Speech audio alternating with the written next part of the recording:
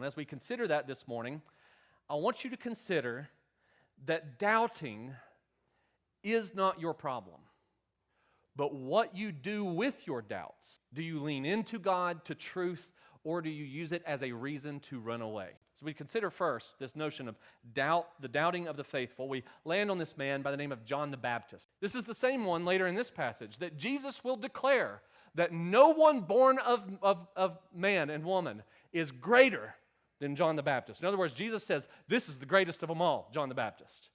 And yet in this passage, we see this man looking at Jesus and going, what's up? Are you who I thought you were, or are you not? And if he can doubt, so can you.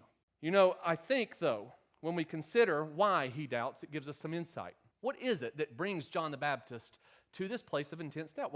He's in prison for faithfulness. Terrible conditions, awaiting his inevitable execution. What does that do to a man like John?